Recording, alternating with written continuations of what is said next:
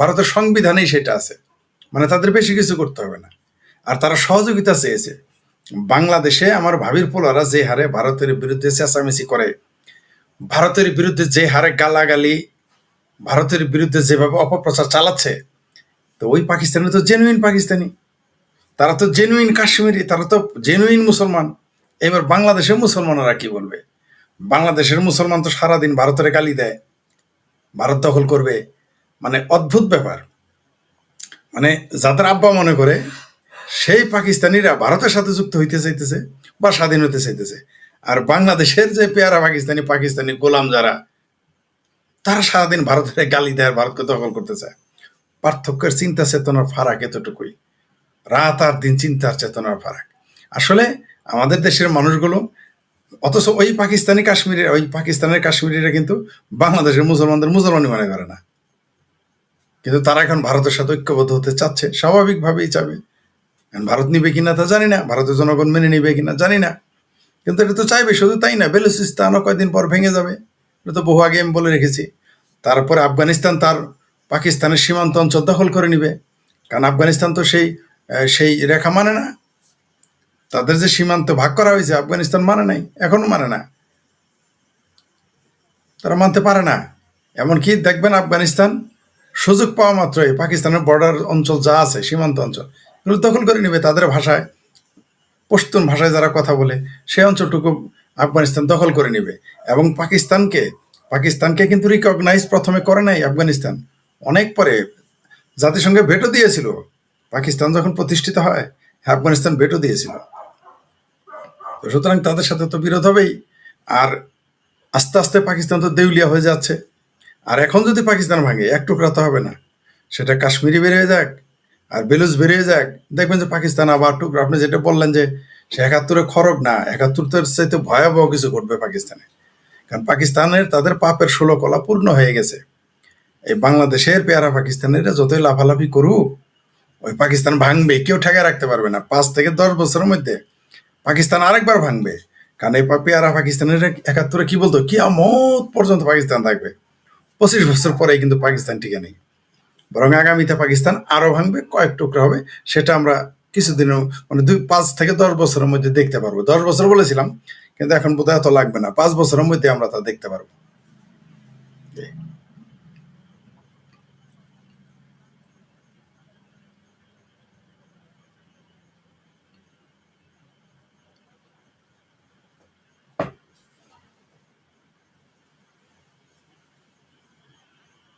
জি মাসুদ ভাই, আমাকে শুনতে পাচ্ছেন?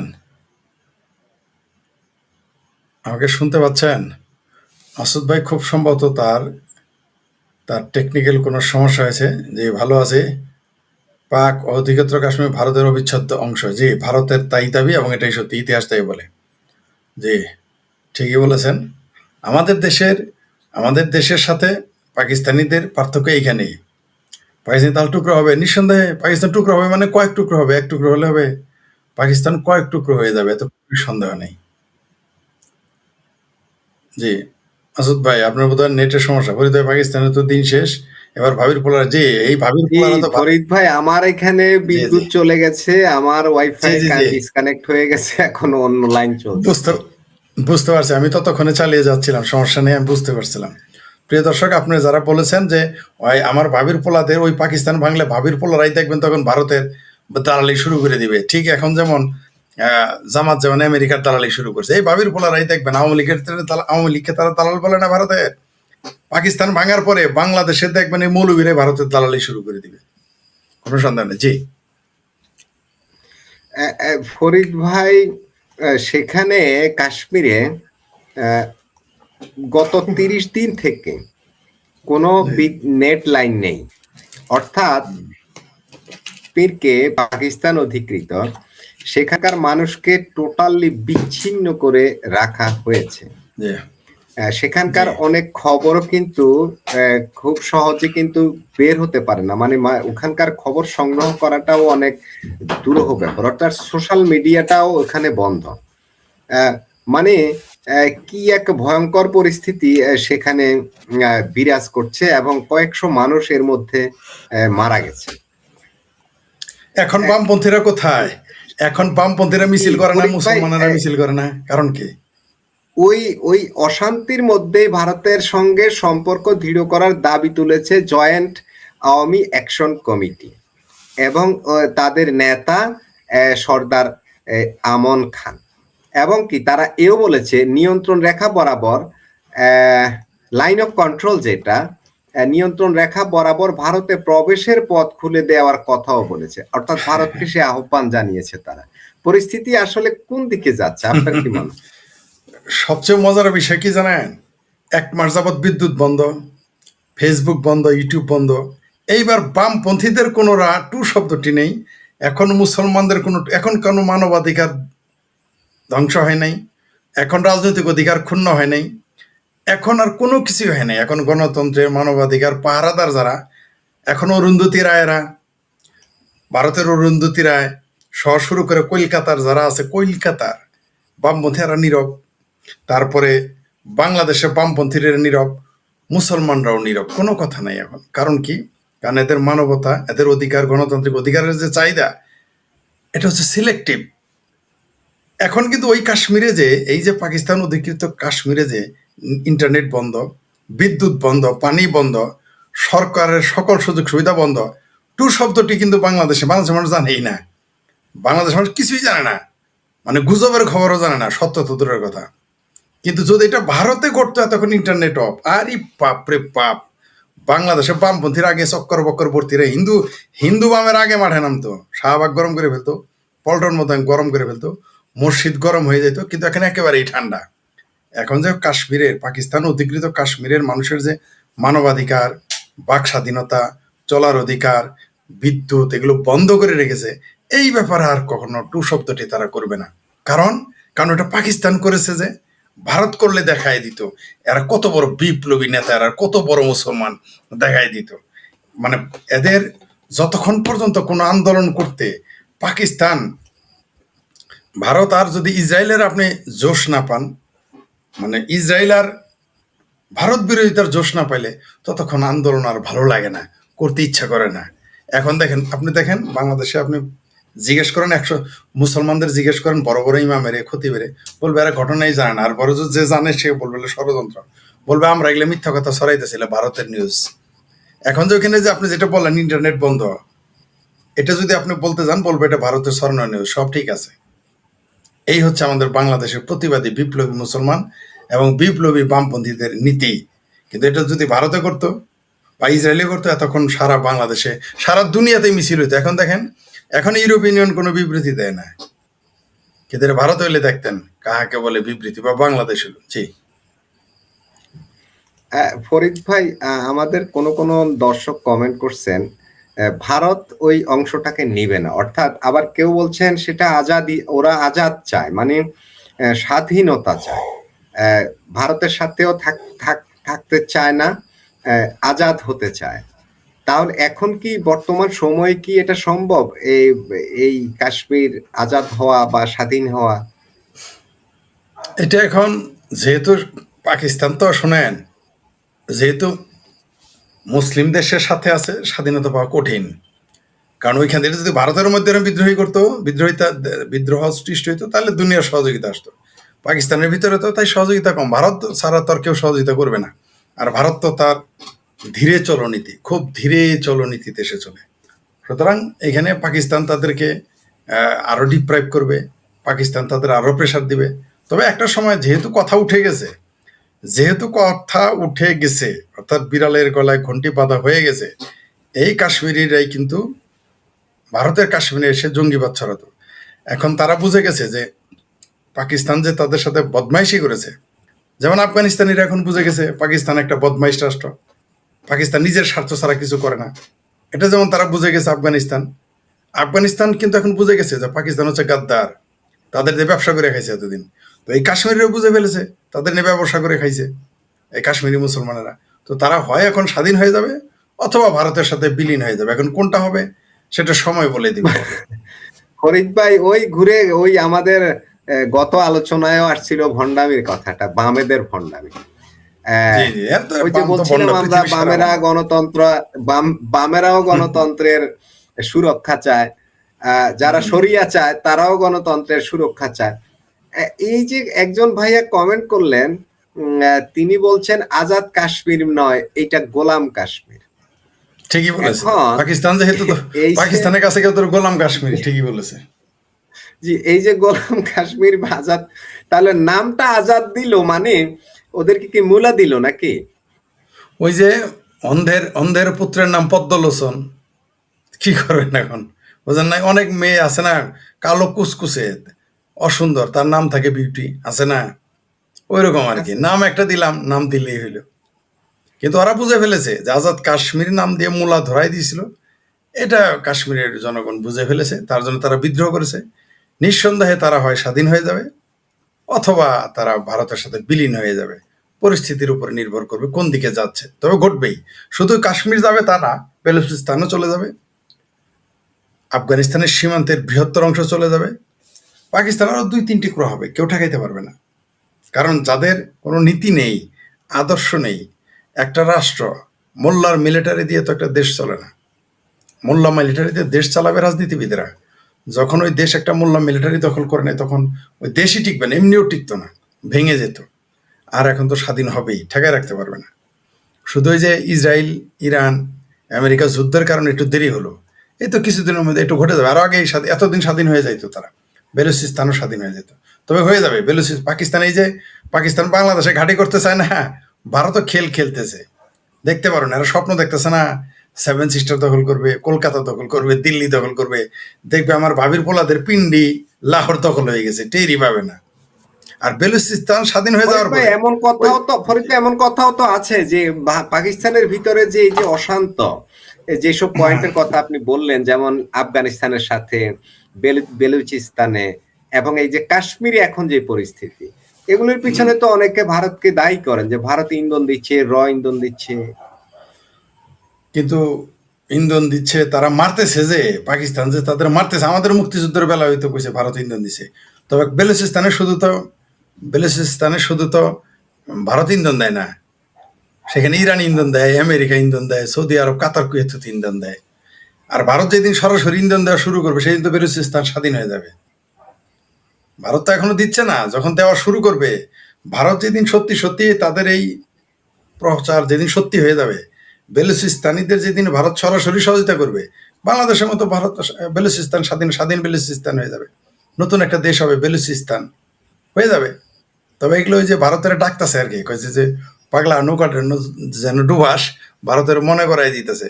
ভারত একসময় করবে, কেন করবে না, অবশ্যই করবে। কিন্তু ভারত খুব টেনশনে থাকে, কারণ একটা দেশ তৈরি করলে ওই বাংলাদেশের মতো যদি পরে তার নিজের শত্রু হয়ে যায়, এই ভয়ে ভারত খুব আস্তে ধীরে, যদি বাংলাদেশের সাথে ভারতের সুসম্পর্ক থাকতো, তাহলে বেলুচিস্তানের এখনই ভারত সহযোগিতা করতো। কারণ জানে যে স্বাধীনতা করে দিলে আবার যদি 20 বছর 30 বছর পরে ভারতের বিরুদ্ধে লেগে যায়, তো তখন তো আরেকটা ছোট ছোট পাকিস্তান, তো সে এই জন্য ভারত খুব আস্তে ধীরে আগায়, কোনো সন্দেহ না। আমি ভারতীয়দের জিজ্ঞেস করেছিলাম যে আপনারা বেলুচিস্তানের স্বাধীনতা সহযোগিতা করেন না কেন, 71-এর মতো? তোমাদের তো সহযোগিতা করেছিলাম, তোমরা কি করতেছো আমরা দেখছি না। তো এটা তো একটা প্রশ্ন, এই ভয় তো তাদের কাজ করে। কারণ যদি জানতো যে গাদ্দারি করবে না, কনফার্ম হইতো। তবে বেলুচরা আবার বাঙালিদের মতো না, বাঙালি তো গাদ্দার হয়, বেলুচরা গাদ্দার হয় না।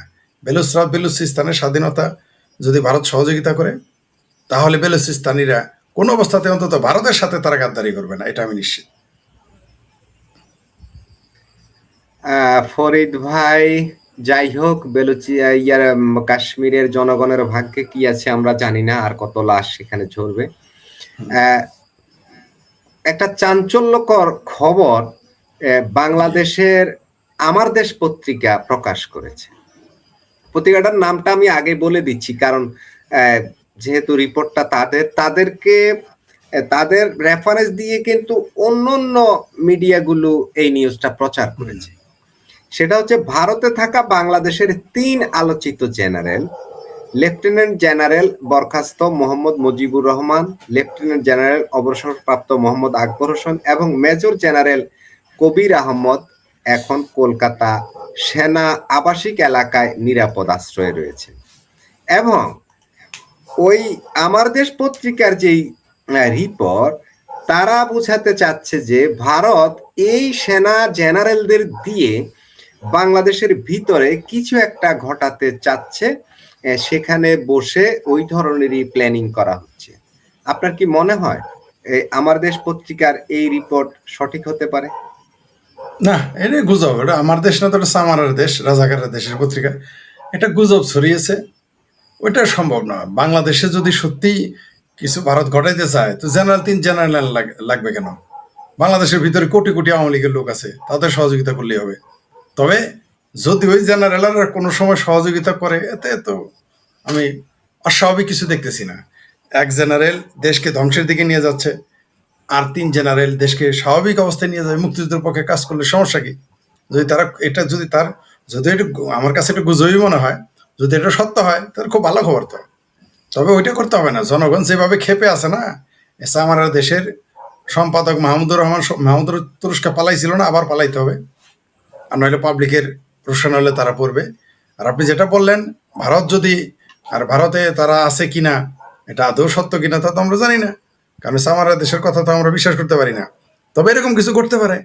বাংলাদেশে যেভাবে আওয়ামী লীগ এবং মুক্তিযুদ্ধের পক্ষের মানুষের উপর নির্যাতন নিপীড়ন চালাচ্ছে, অদূর ভবিষ্যতে যদি এই নির্বাচন বেড়ে যায়, আর ভারত তখন যদি তাদের সহযোগিতা করে বাংলাদেশের যারা মুক্তিযুদ্ধের পক্ষের এবং আওয়ামী লীগের, তো এটা তো অস্বাভাবিক কিছু না, ঘটে যেতেই পারে।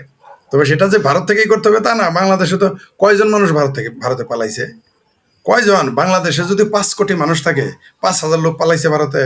5,000 লোকও পালায় নাই। আমার জানা মতে হাইস্ট এখানে 2,000 লোক আছে। আমার জানা মতে সর্বোচ্চ ভারতে 2,000 লোক বসবাস করে, আওয়ামী লীগ যারা করে, ছাত্রলীগ যারা করে। তার সপ্তাহ আওয়ামী লীগের লোক তো সব দেশেই আছে। তো তারা বসে থাকবে? লগি বৈঠা নিয়ে নামলেই তো টিকতে পারবে না। আর যদি জেনারেল সাহেবরা সত্যি সত্যি ওটা করে থাকেন, তাহলে তো সোনায় সোহাগা, টিকতে পারবে না। তবে ডিসেম্বরের পরে দেশে অনেক কিছু ঘটবে, অনেক কিছুই ঘটবে, এতে কোনো সন্দেহ নেই। ডিসেম্বরে অনেক কিছু ঘটতে যাচ্ছে, এগুলো তার সিমটম। জি, ধন্যবাদ। জি ফরিদ ভাই, আরেকটা ব্যাপার সেটা হচ্ছে ভারতীয় ভিসা প্রার্থীদের দীর্ঘশ্বাস। এ নিয়ে আগামীর সময় পত্রিকায় একটা হেডলাইন করেছে, আমি জাস্ট হেডলাইনটাই আপনাকে পড়ি। সেটা হচ্ছে 1,530 টাকার ভিসা ফি, কিন্তু 2,500 টাকায় স্লট বিক্রি করছে অসাধু দালাল চক্র। এই যে ভারতীয় ভিসা নিয়ে এই যাবৎকালে প্রায় 2 লাখের উপরে আবেদন হয়ে গেছে। ভিসা নিয়ে বাংলাদেশের ভিতরে একটা দালাল চক্র গড়ে উঠেছে, যারা যারা ভিসার যে স্লট সিস্টেম করেছে ভারতীয় এম্বাসি, সেটার প্রতিটা স্লট বিক্রি করছে তারা 25,000 টাকা। 25,000? জি, এই স্লট স্লট 25,000 টাকা? জি, তাই নাকি? যে পাকিস্তান ফ্রি ভিসা দিছে যায় না, আর একটা স্লট কিনতেছে 25,000 দিয়ে, সরাসরি কিছু নিউজ করে, এটা চারটিখানি। আর এটা অস্বাভাবিক কিছু না, কারণ আমার জানা মতে 1,00,000 টাকা দিয়েও ভিসা করে আসছে এই যখন ক্রাইসিস হয়েছিল। এটাও আমরা খবর জানি যে এইখানে ভিসার দাম কিভাবে বাড়ে। মানে যদিও ভিসার কোনো দাম মূল্য না, ভিসা তো ফ্রি, ভারত তো ভিসা ফ্রি দেয়। এগুলো এরকমই হবে। অথচ এরা কিন্তু চাপা মারলো যে ভারতে যাবে না, যাবে না। এখন ওই যে যারা দিল্লি না ঢাকা স্লোগান দিয়েছে, ঢাকা না দিল্লি, তারা এখন 25,000 টাকাতে স্লট কিনে। তাহলে ভিসা তো দেখি 1,00,000 টাকায় বেচা হবে। এখন যদি ভারত, আমার ধারণা ভারত যদি বলে যে 1,00,000 টাকা দিলে একটা ট্যুরিস্ট ভিসা, ভারতে তো ব্যবসা ভালোই মোটামুটি। ভারত যদি এখন শুরু করে এই ব্যবসা যে 1,00,000 টাকা দিলেই ভিসা দিব, আমার মনে হয় যে তাও 1,00,000 হলো। ভারতে তো আর কিছু করতে হবে না, বাংলাদেশ থেকে ব্যবসা বাণিজ্য আমদানি রপ্তানির দরকার নেই। ফরিদ ভাই, সিন্ডিকেট বানায় ফেলছে। একজন একটা কমেন্ট করেছে, আপনাকে একটু দেখাই। বলছে অন্যভাবে বলছে আর কি, সে বলতে চাচ্ছে 5,000 শিক্ষার্থী পাকিস্তানের বিভিন্ন বিশ্ববিদ্যালয়ে আবেদন করেছে, তথ্য জানা আছে, প্রশ্ন করেছে। অবশ্য এটা শিওর ফরিদ ভাই, আমি বলি আপনাকে তথ্য দেই। 3,800 জন পাকিস্তানের পড়ালেখার জন্য আবেদন করেছে বাংলাদেশ থেকে। এই 3,800 জনের বেশি তো শুধু কলকাতাতেই আছে বাংলাদেশের মানুষ, এই শিক্ষার্থী। আরে ভাই, ওই বাঙ্গু, যে বাঙ্গু, ওই বাঙ্গু মনে করে ও সব জানে, আমি জানি না। ও আমার সে পাকিস্তান বেশি চিনে, ভারত তো চিনেই না, ওই পাঙ্গু তো পাকিস্তান সম্পর্কে আমার সঙ্গে বেশি জানে না। আরে ভাই, 30,000 ছাত্র এই মুহূর্তে পশ্চিমবঙ্গে পড়ালেখা করে, বাংলাদেশি ছাত্র 30,000, 30,000। গাধাইটা জানে তো, ও যায় না কেন? আর এই এই এই যে 38,000 যাইতেছে, তো ওখানে তো লাইন ধরার কথা, ফ্রি দিছে, যায় না কেন?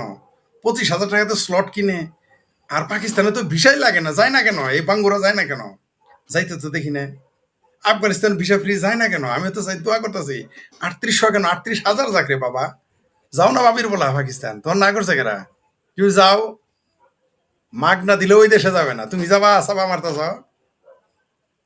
এই বাংলাদেশে যারা পেয়ারা পাকিস্তানি, অন্তত আমি 500 লোকের চিনি, এরা মাগনা না, টিকিটও যদি দেন আপনি, মানে পাকিস্তানের জন্য যাদের হৃদয় কান্দে, যারা পাকিস্তানের জন্য মায়ের দিতে, বোনেরও দিতে রাজি, বাগি দিতে রাজি পাকিস্তানের পক্ষে, তাদের আপনি বলেন পাকিস্তান থেকে একটু ঘুরে আয়, ভিসা দিব, আমি টিকিট কেটে দিব, যাই দেখি যাবে না।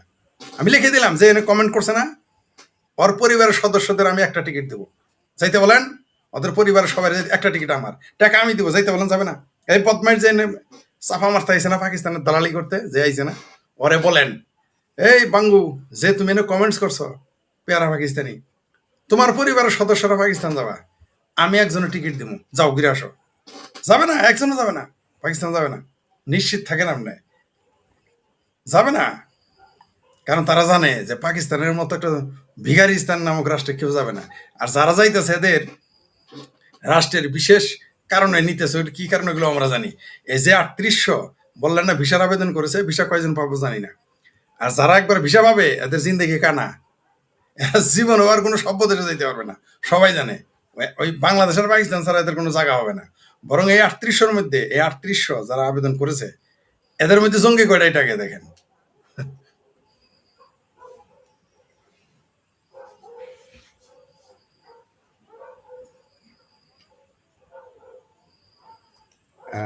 কি বললেন আরেকজন, একটা কমেন্ট দেখি। ইন্দোনেশিয়ার প্রধানমন্ত্রী সুরিয়ান্ত কি বলেছে, বলছে? সুরিয়ান্ত বলেছে ইন্ডিয়ার সুরিয়ান্ত ডিএনএ বলেছে, সে বলেছে সে সামরিক, সে অনেক অস্ত্র কিনবে ভারত থেকে। তারপর ডিএনএ এর কথা বলছে, যে ডিএনএ কি, এগুলো শুনে পাগল হয়ে গেছে। ঠিকই বলছে, এগুলো বলছে ইন্দোনেশিয়ার প্রধানমন্ত্রী। কারণ আচ্ছা, কারণ ইন্দোনেশিয়ার প্রধানমন্ত্রী বলেছে যে তাদের ডিএনএ ইন্ডিয়ান। কেন শুধু ইয়ে কেন, পাকিস্তানের মুসলমান পাগল হবে কেন? পাকিস্তানের যে প্রতিরক্ষা মন্ত্রী, সে তো বলেছে যে তার রক্তে হিন্দু রক্ত, তারা হিন্দু থেকে মুসলমান হয়েছে, তারা রাগ করে কেন? একই কথা তো। ওটা তো পাকিস্তানের মন্ত্রী আগেই বলছে যে হামারা পূর্বজ হিন্দু থে, এটা তো বলেছে প্রতিরক্ষা মন্ত্রী খাজা আসিফ। এটা তো পাকিস্তানের সংসদেই বলেছে, পাকিস্তানে বলেছে। তো ইন্দোনেশিয়ার প্রধানমন্ত্রী তো বলবেই। সেখানে এখনো রামায়ণের যত চরিত্র আছে সেগুলোর ভাস্কর্য এখানে রয়েছে, তাদের কাছে হিন্দু ধর্মগ্রন্থ সেখানে পড়ায়। এটা তো বাঙ্গু মুসলমান না তো। জি ফরিদ ভাই একজন কমেন্ট করলেন, আমার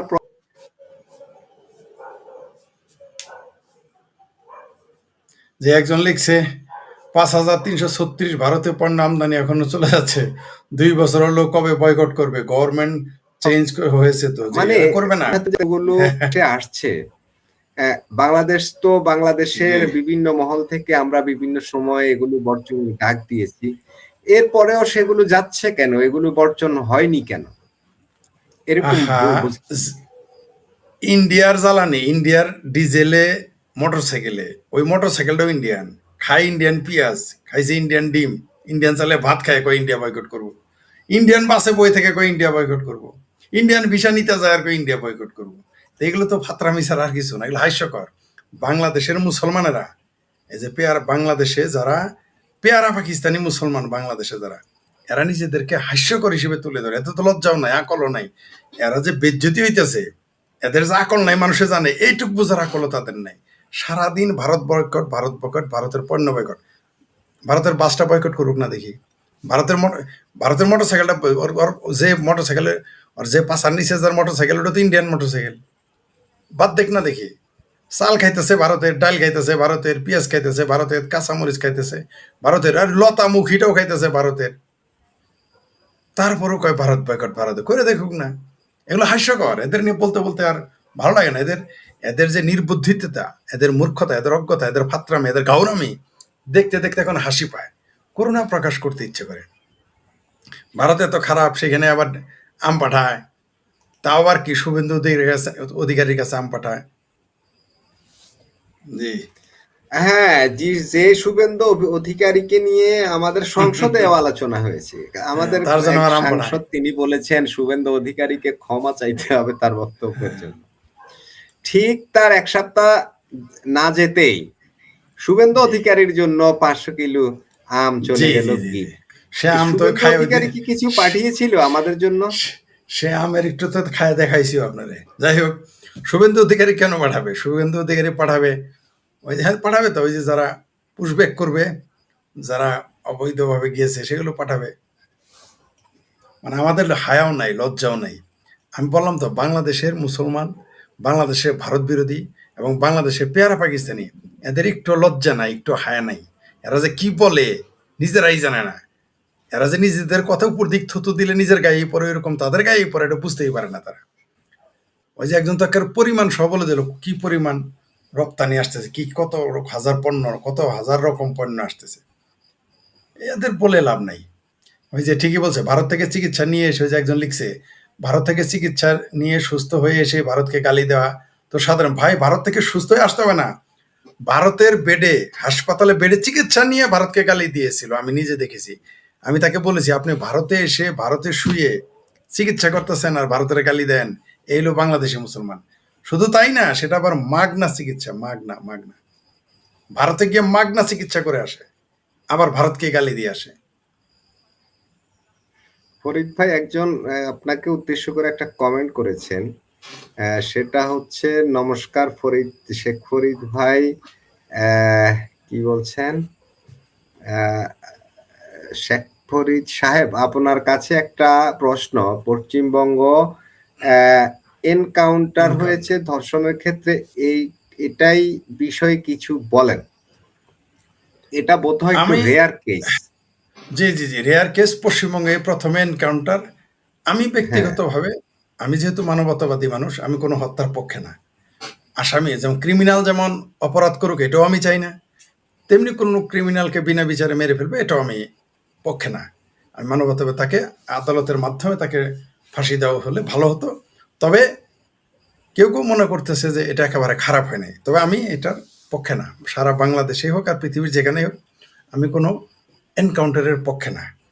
আমি তো মানবতাবাদী মানুষ হিসেবে থাকতে পারি। ইভেন আমাকেও যদি খুন করে, যেমন আমাকে ভারত বাংলাদেশের মুসলমানেরা মেরে ফেলতে চায়, এবং যারা পাকিস্তানপন্থী তারা আমাকে মেরে ফেলতে চায়, তারাও যদি আমাকে মেরেও ফেলে, আমিও বলবো যে তাদের জন্য ফাঁসি না হয়, তাদের জন্য লাইফ টাইম জেল হয়, এনকাউন্টার দেওয়া যেন না দেওয়া হয়, তাদেরকে যেন আদালতের মাধ্যমে সাজা দেওয়া হয়, সেটা যেটাই দিক, তারা সর্বোচ্চ সাজা দেখ বা দেখ, সেটা আমি কারণ আমি এনকাউন্টার হয় কি জানেন, ক্রিমিনাল যদি মরে তাহলে তো অন্য কথা। মনে করেন একটা, সে ক্রিমিনাল, কোনো সন্দেহ নেই, ওই লোকটা, ওই ওই কি যেন মন্ডল ওর নাম, তাকে এনকাউন্টার দিয়েছে, সে ধর্ষক এবং একটা শিশুকে মেরে ফেলেছে, সে চরম শাস্তি দেওয়া উচিত, কোনো সন্দেহ নেই। কিন্তু এনকাউন্টার হবে কি, ওই যে দেখেন, যেমন যে ছেলেটাকে এই কারণে প্রথমে মেরে ফেলেছে, হুজুকে মানুষ কিলিয়ে ঘুষিয়ে মপ করে মেরে ফেলেছে, ছেলেটা তো নির্দোষ।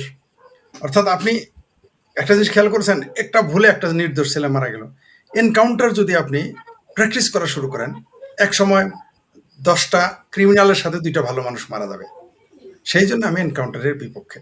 কিন্তু কিছু কিছু সময় এটা জরুরি হয়ে পড়ে, তা না হলে থামানো যায় না, রাশ টেনে ধরা যায় না, জানি রাষ্ট্র এটা করে। যেমন বাংলাদেশে কিন্তু একদা ছিনতাই, ঢাকা শহরে কিন্তু ছিনতাই কমে গেছিল।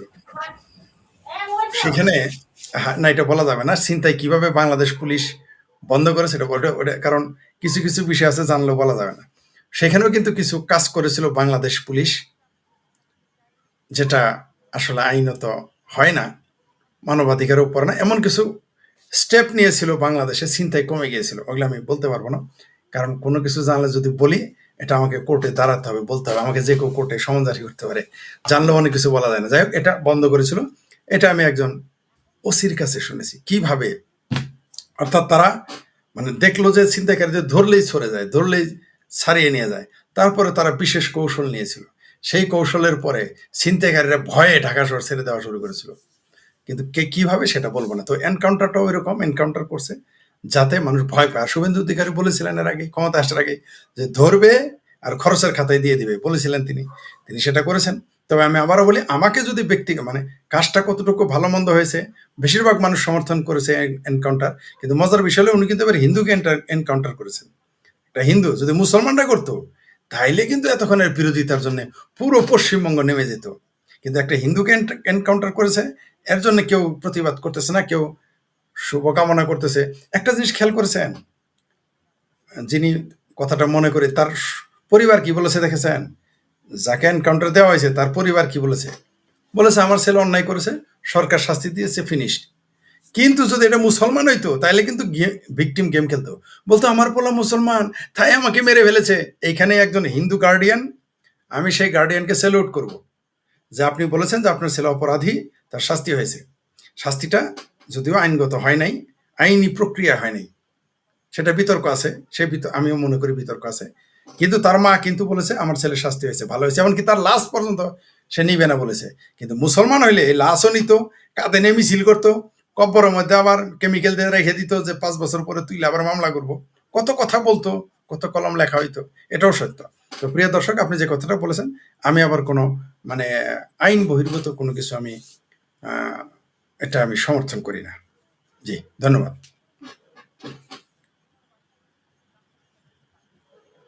শোনা যাচ্ছে না আপনাকে? একজন লিখেছেন ভারত ছাড়া বাংলাদেশ চলবে না। জি, এটা ঠিকই বলছেন। ভারত ছাড়া বাংলাদেশের পক্ষে চলা সম্ভবই না, কোনো অবস্থাতেই সম্ভব না। এবং এটা আমি বলেছি যে যদি যদি যদি আমেরিকার সাথে পাঙ্গা নেয় বাংলাদেশ, 3 বেলার জায়গায় 1 বেলা খাবার কম পড়বে, 2 বেলা খাবে। যদি মিডল ইস্টের সাথে পাঙ্গা নেয়, ভারতের আরো 1 বেলা খাবার কমে যাবে, দিনে 1 বার খায় ব্যস্ত হবে। ফরিদ ভাই, জি, ভারত ছাড়া বাংলাদেশ চলবে না, আপনি তো জি, আলোচনা করলেনই। জি, ওটি নিয়ে আমার প্রশ্ন বলতেছিলাম। হলো, এই যে 2 বছর হলো আমরা তো চললাম, তো ভারত ছাড়া আমরা চলছি না। ফাইন বলছেন, চমৎকার বলেছেন। তাহলে বলতে হয় কাপড় চোপড় না পড়লে তো চলবেই, চলবে না? আপনি কেমন চলছেন তার একটা উদাহরণ দেয়। কয় কয় কিরে তোরা যদি নাক মুখ ঘুষায় কয়টা খাইতে পারবি? কয় 2-3টা ঘুষি খাইতে পারবো। কয় যদি হাত পা বাইন্ধে যদি ঘুষায়, কয় তাহলে যত ইচ্ছা তত। তা আপনি এতদিন পান নাই, আপনাকে দেয় নাই বলে আপনি নেন নাই। আপনার পরিস্থিতি কি, দেশের অবস্থা দেখতেই আছেন, দেশের কি অবস্থা, দেশের কি ভয়াবহ অবস্থা। সারা বাংলাদেশের অর্থনৈতিক অবস্থাটা কি আপনি জানেন না, আমি জানি না। আজকেও তো ব্যবসায়ীদের সাথে কথা হলো, এমনকি একজন আওয়ামী লীগের পক্ষের লোক না, আওয়ামী লীগের লোক তো ব্যবসা করতেই পারে না এখন, বললো যে দেশে ভয়াবহ অবস্থা, ভয়াবহ ভয়াবহ অবস্থা দেশে, চলতে পারুন। করোনা, এখন যদি বলেন যে করোনাকালীন তো চাকরি করতে হয় নাই, অফিস যায় নাই, দেশ চলে নাই, করোনাকালীন চাকরি করি নাই, চলে নাই, তো চলেন, সব বন্ধ করে দেন, এখনো শাটডাউন দেন, ওই যুক্তিতে তাহলে কিছুই করার দরকার নেই। তো কোনো কিছু না করলে কোনো কিছু ঠেকে থাকবে না, কোনো সন্দেহ নাই। কিন্তু দেশের অবস্থা কি হবে? আফগানিস্তান সারা পৃথিবীর সাথে সম্পর্ক নাই, আফগানিস্তান চলতেছে না, চলতেছে, বাচ্চাকে নিজের বাচ্চা নিজের বিক্রি করে ভাত খাইতে হইতেছে, চলতে পারবে না কেন? চলতেছে। উত্তর কোরিয়া কি চলতেছে না? পৃথিবীর কারোর সাথে উত্তর কোরিয়া চলে না? পাকিস্তান কি চলে না? ব্যবসা বাণিজ্য না করে বেকারিস্তান চলতেছে না? চলতে পারবেই। বন্ধ করে দেন। যদি এটাই যদি কনফিডেন্ট থাকে যে ভারত ছাড়া আমাদের সাথে, ভারতের কূটনৈতিক মিশন বন্ধ করে দেন, ভারতকে বলেন তোমাদের সাথে আমাদের কোনো কূটনৈতিক সম্পর্ক নাই, আমরা তোমাদের কাছ থেকে কিছু আমদানি করবো না।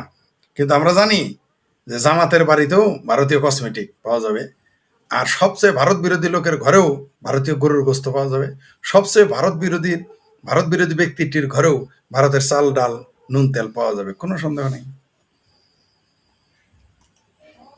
ফরিদ ভাই, আপনি যেভাবে বলেন না, এই যে আরেকজন হুট করে কমেন্ট করলো, বাংলাদেশের হাসপাতালের অক্সিজেনও ভারত থেকে যায়, ভারত ঠিকই থেকে বলছে, ভ্যাকসিন যায়, আসে আসে, আমাদের ভারত থেকে আসে, ফার্মাসিউটিক্যালস কোম্পানিগুলোর ম্যাটেরিয়ালস মেটেরিয়াল গুলো সব যায়, আসে এমন ভারত অনেক থেকে। তথ্য তো আমরা জানি মুখস্থ। না না না, ফরিদ ভারত ভাই, থেকে এগুলো আমাদের আমদানি না করলে ভারত থেকে আর করবো কোথা থেকে, এবং পরিস্থিতি কি দাঁড়াবে, মানে মূল তো করেন, কথা হবে।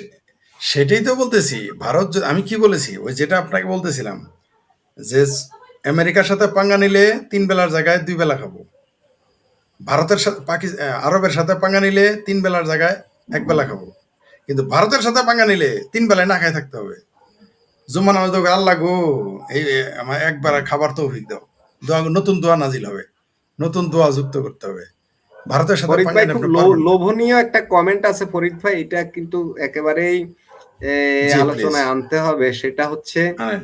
ভারতের সব খাই, ভারতের আমের মতো সুমিষ্ট আম আমি কোথাও খাইনি, ভারতে আম পাঠাতে হবে কেন?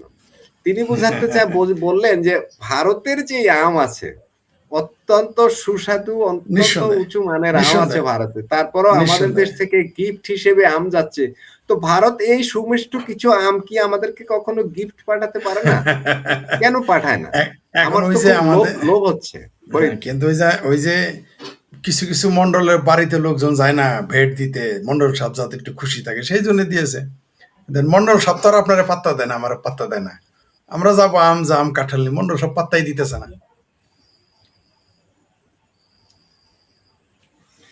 আহ, মানে মানে আমরা কি এই তেলবাজি করার জন্যই আম পাঠাচ্ছি, ইলিশ তেলবাজি, পাঠাচ্ছি?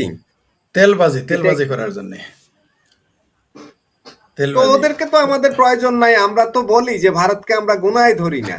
তো আমরা হ্যাঁ, যেহেতু গুনায় ধরি না, কিন্তু আমরা ওই সাফা, মুখে বলি এক, সাফা, কাজ করি সাফা, আরেক। সাফা মারতে তো ট্যাক্স লাগে না।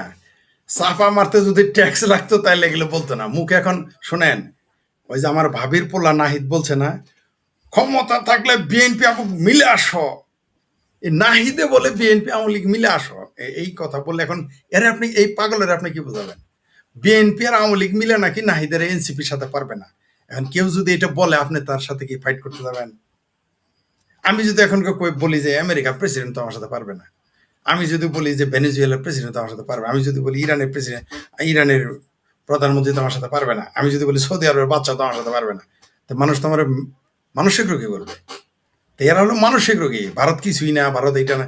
ক্ষমতায় যারা থাকে তারা না বুঝে ভারত কি, যারা যাবে ফাইট করতে তারা না জানে, ওটা জামাত বুঝে, বিএনপি বুঝে। ফরিদ ভাই, এইবার আরো গরম কমেন্ট আছে, সেটা জি, হচ্ছে আওয়ামী লীগের মৃত্যু হয়েছে এটা মেনে নিয়ে কথা বলুন। এখন একটা এরকম ফাত্রা বক্তব্য যদি কেউ দেয় কিছু করার নাই। এতে না আছে আকল, আল্লাহ তোদের আকল দেয়ই নেই। এলে মাদ্রাসা সাপ কিছু ব্যাকল পাগল ছাগল আছে, এরা এই ধরনের বক্তব্য দেয়। ফরিদ ভাই, এদের কোনো আপনাকে ধারণাই নাই আওয়ামী লীগ স্মরণ সম্পর্কে। করাই, আজকে আমি এদের আওয়ামী আমি লীগ সম্পর্কে ভিডিওটা ধারণাই এখন নেই। জি, ভিডিওটা এখন দেখাতে একটু সময় লাগবে। যে আমি ফরহাদ একটু শেষ মজহার, করি। আমি, হ্যাঁ বলতেছি, আমি জি, একটু বলি। যাকে 85,000 সেনাবাহিনী, জামাত, তারপরে জামাত, তারপরে শিবির, বিএনপি, ছাত্রদল মিলে আওয়ামী লীগকে ঠেকানোর জন্য মারে নামে, নেটো বাহিনী আনা বাদ হয়, তারপর আওয়ামী লীগ কিছুই নেই। মানে এই ধরনের কথা এদের কি বলবো? অথচ এই কিন্তু এর পরিচয়টা যদি পাইতাম, একে এর লাইভে নিয়ে আসেন, তাইলে কিছু বলতাম, তাইলে বোঝা যেত। হইতে পারে এ আওয়ামী লীগের লুঙ্গি নিচে একথা পলাইছিল, আবার আওয়ামী লীগ আসলে আওয়ামী লীগের লুঙ্গি নিচেই পালাবে। জি বলেন, ফরহাদ মাজার সম্পর্কে কি যেন বলতেছিলেন। ফরহাদ মাঝহারের একটা সাক্ষাৎকার বাংলাদেশের টিভিতে, তিনি বলছেন বিএনপি কোনো দলই না। দলে, বিএনপি কোনো রাজনৈতিক ওনার দলই না বলছে। বক্তব্য হলো বাংলাদেশে দুটো দল আছে, একটা হলো আওয়ামী লীগ আর একটা হলো জামাত। জামাত। অর্থাৎ বিএনপি কে টোটালি তিনি অমিট করে দিয়েছেন, জি, দিচ্ছেন যে ওদের কোনো নীতি নেই, আদর্শ নেই, পররাষ্ট্র নীতি নেই, কোনো ভিশন নেই, কোনো মিশন নেই, জাস্ট জনসমর্থন আছে, ক্ষমতায় বসে যায়। কিন্তু